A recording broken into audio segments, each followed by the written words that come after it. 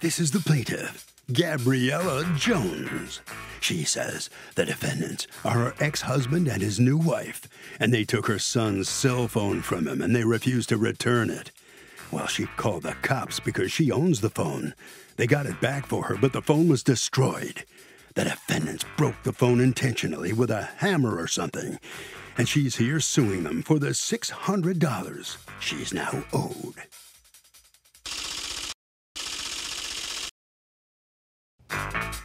These are the defendants, Reuben and Amber Jones.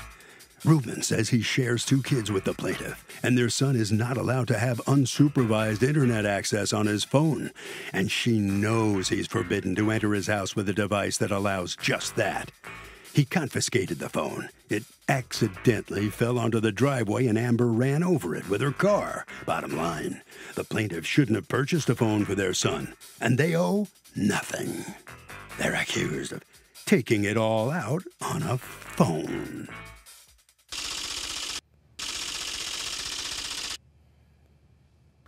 All parties, please raise your right hand. The Honorable Judge Marilyn Leon presiding.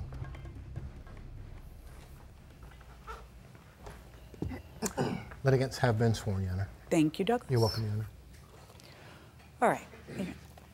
All right, Ms. Jones, you're suing your ex and his wife, Mr. Jones and Mrs. Jones, for $600, a value of a phone you say they intentionally broke, plus monthly service for 4 months that you have been unable to use that phone, or your son has been unable to use that phone. What's going on here? Tell me what happened. Okay, so me and my ex-husband, we have 50-50 custody. I got a cell phone for my son that I How paid. old's your son? He's 15 now, but he was 14 when this happened. Okay. I got him a cell phone so I can communicate with him because he's got after-school programs. I need to make sure he knows where he's at, and then he listens to music afterwards. He's supposed to be having internet access with supervision. I explained to him not to bring his phone to his father's house. Okay, but hold on, back up. This is because those are your parental rules, or this is because of a court order? We don't need to go into why there's a court order. It's not a court order, but he's in a special program. And that program insists that he not have unfettered use of the internet. Right, and then right before this happened, he progressed into the program where he could have a little bit of internet, but it was only... What's a little bit of internet? Well, like because he wasn't allowed to have any at all unless he was supervised, and then it let him have a little bit more freedom with it as long as he I don't know how, that's a black or white issue. It's either he has internet access or doesn't. He doesn't get it for an hour. Which is it? Well, they said that he can do it. He just can't go on certain programs. If he got caught on certain programs, then he couldn't do it. Okay, go on. So anyways, I told him he was not allowed to bring his phone to his father's house at all. Because the father had made clear he didn't want the phone there, and that he didn't think he should have a phone. Yes, and I was checking, making sure I didn't go over, but this particular time I did not check. So he did bring the phone to his father's house. He told me that while he was at his father's house, he was listening to music at night, because that's what he likes to do. That's what he uses the internet for, when he was on his AirPods.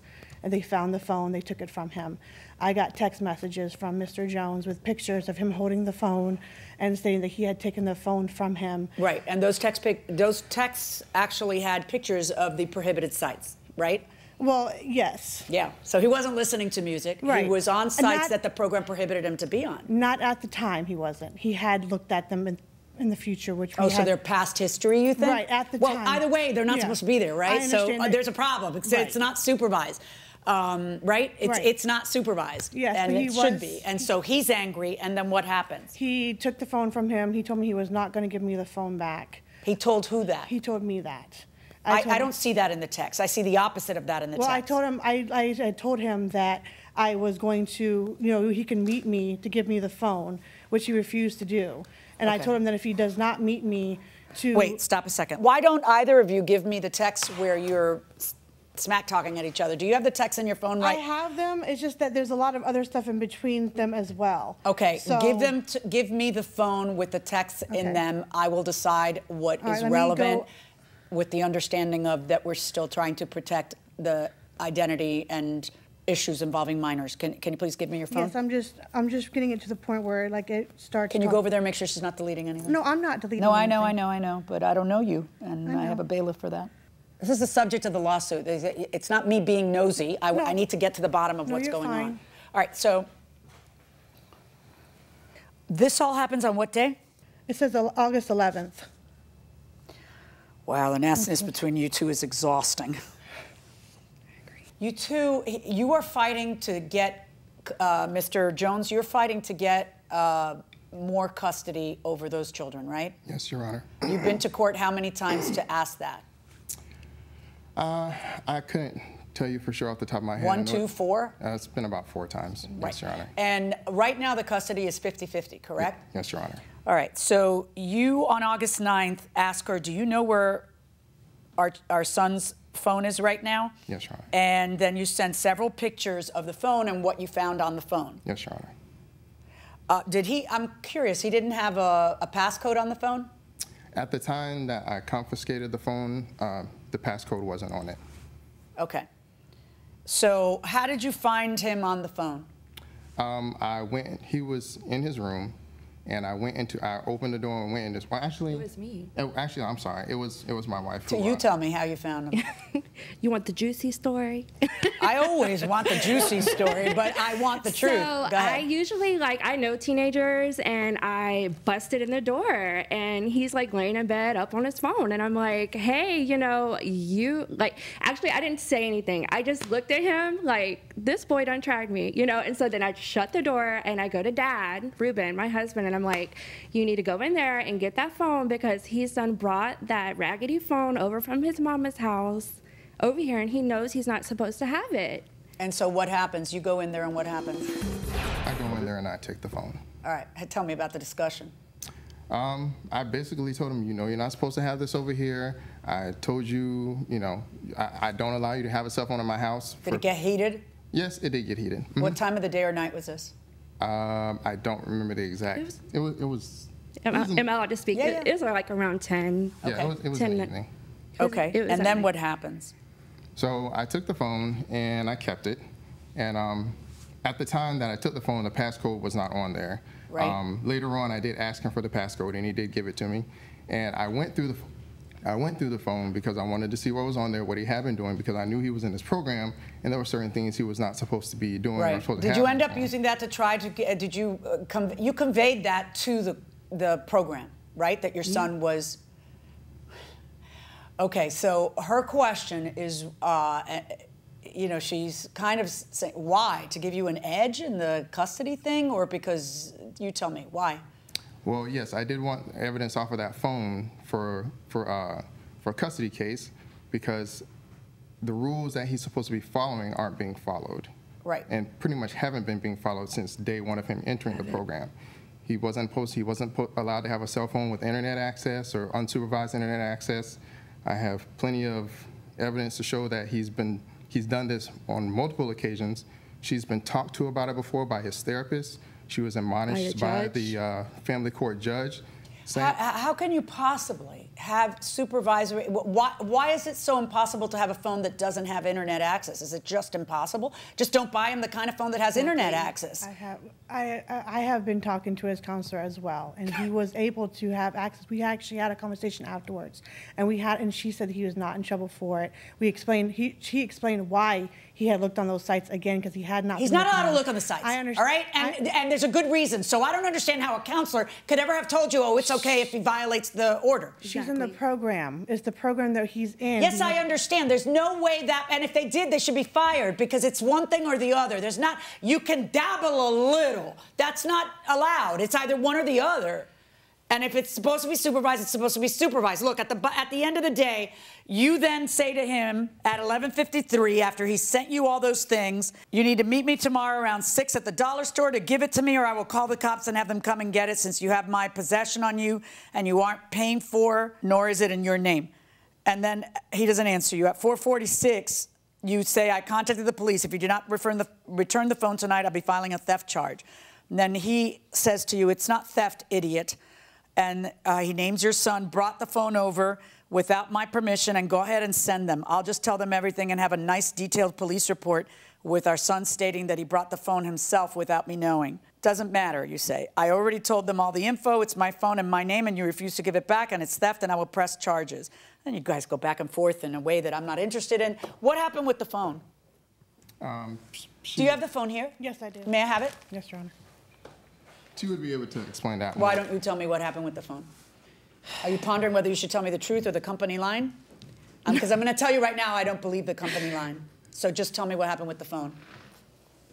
The phone it got ran over. It fell out of my lap. It got accidentally ran over. Why is the phone on your lap? Because I was taking it with me to go pick up my kids because it didn't screenshot. Like I'm sorry, why are you picking up your kids at 10 o'clock at night? No, this happened the next day. Why is it on your lap the next day? Yeah, honey. What do you mean? I think you know what I mean.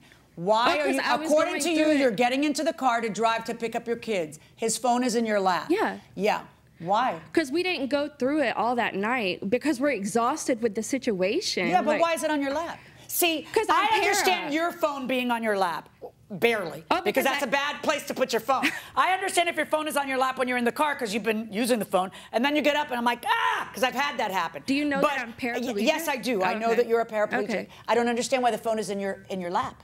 Why is it in your lap and not on the desk in his desk? Because I have to use my hands to move. It's the next day. Why is it on your lap at that moment? Because I have to take pictures of what's on it so he can send it to his lawyer. Why do you have to do that when you're driving to pick up your kids?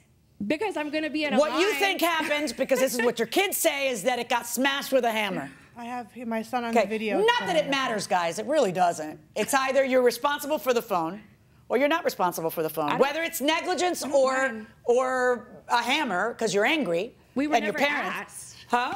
We were never asked, like, hey, would you like to, we were never given the opportunity. I shouldn't even be touching this. I touch this and I'm going to end up with little nicks and cuts.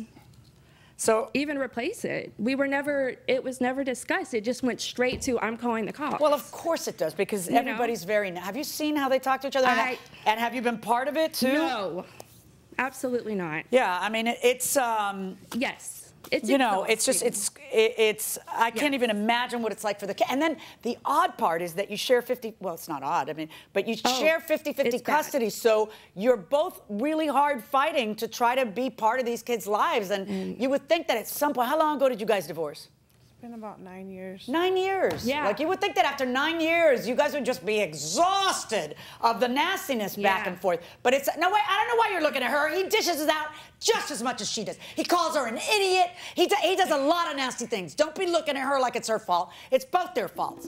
Welcome back to the People's Court. I'm Harvey Levin. The plaintiff claims the defendants intentionally destroyed her son's cell phone, and she wants a $600 refund. Now, the defendants say the phone accidentally was run over by a car, and the son should not have had it in the first place. Let's go back into the courtroom. It's both their faults. And you guys need to be adults for your children before they become adults. Because you have a 15-year-old, and how old's the other one? 16. 16. You don't have a lot more time to become adults, and have this be their memory. How often does this come into the children's lives? A lot. all the time. I know. All right, let's talk about this now. There are two things you're suing for: the value of the phone, which I will determine the value of the phone in a moment. But you're also suing for monthly service unused, August through November, $50 a month. I've looked at your phone bills, and I don't see where you get that, so you're going to have to elucidate me.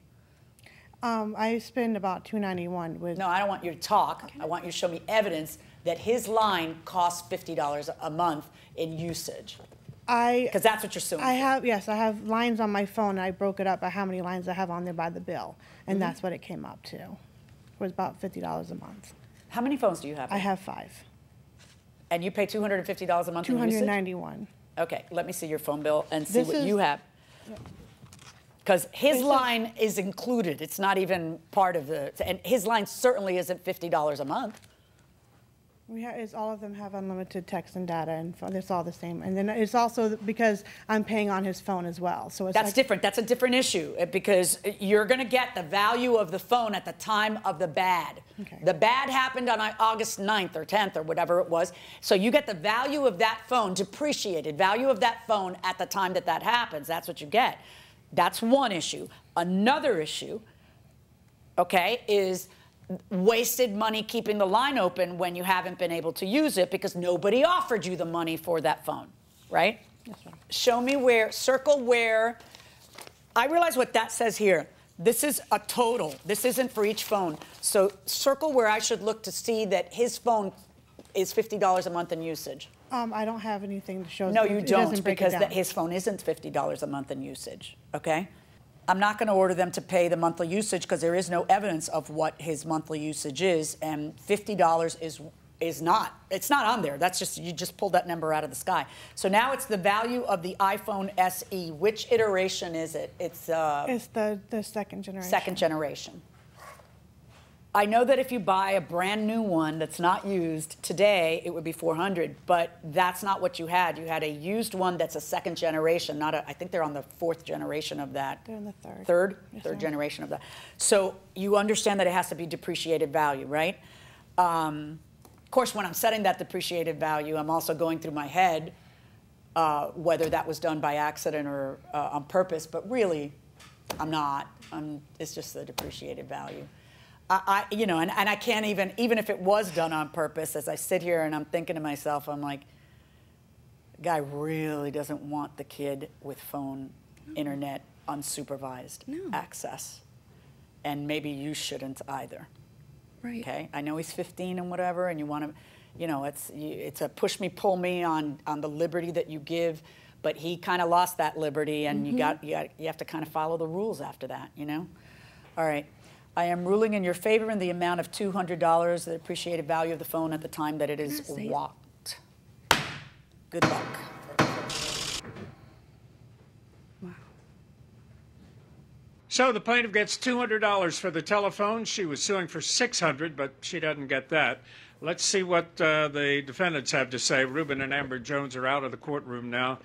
Folks, what's your reaction to what the judge just decided? Bottom line is, if he was being supervised, or my son was being supervised the way he should have been being supervised, and this is not the first time this has happened, he wouldn't have ever had the phone at my house in the first place, and this whole incident would have never even taken place. Just before the case ended, you held your hand up like you wanted to ask the judge something. What'd you want to ask her? Do you remember? At what point is Gabriella Jones or Gabriella going to be held accountable for her actions as a parent? At what point? Well, that's not the issue that was here before the judge. It was just the telephone. If she would not have, if she would have been supervising him as a parent like she was supposed to, that was in the contract that she signed, then the phone never would have ended up at our house, correct? Because she would have it in her possession. Correct. Okay. All right. Well, this phone issue has become a big thing between the two of you. It is. Or the three of you. Yeah. I guess you're just going to have to work out the best you can. But in any event, this phone, you have to pay her back, and you have to give her $200 for it. And good luck from now on, okay? All right, thank you. So let's see how the plaintiff feels about that issue. She wanted $600 for the phone, but she didn't get it because the phone wasn't worth it. She only gets $200. Ms. Jones, how do you feel about the outcome of this case? What's your reaction? I'm just thankful that I get something back for the phone, even if it's not the full amount that I asked for. So do you think this lawsuit is going to help end this dispute between you guys? Are you going to keep a closer eye on your son? Yeah, he's not going to get his phone back while he's involved in that program still. And as far as me and him, no, I don't think it's going to resolve anything. No, all right. Well, good luck, all right? All right, Harvey, that's the judge's decision. What's yours? What do you think? So, Doug, this is something that has always bugged me for all these years in the People's Court. You know, when you get the depreciated value of an item, that doesn't help a lot when you have to replace the item and it costs 5 times what you got in court. But the reality is that is the law. That is the value of the damage at the time of the loss, and that's simply the way it is. What was your first car? A 1978 Toyota Celica hatchback, which I drove That's a great car. from the time I was 16 turning 17 until many years into being a lawyer.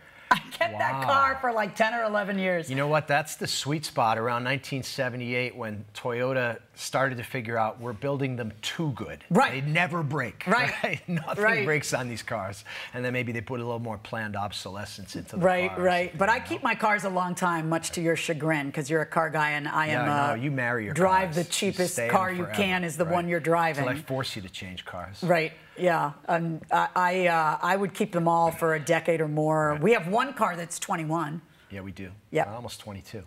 Yeah. My first car that I actually had that I owned, I guess, was an old Plymouth Fury. It was 1970 something. And my father brought it home one day.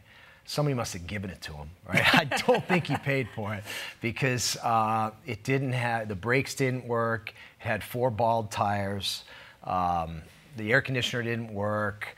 The steering was really crappy. Suspension was everything was messed up on the car. I remember driving it down the road and the belts were coming through the tires. So as you were driving, if you're driving slow, you'd hear it go whap, whap, whap, because every time it would make a revolution, those belts, they were sticking right off the wheel. What was your dad thinking? Well, eventually I replaced the tires, but yeah, that was one beat up bad car. But you never forget your first. No, you don't.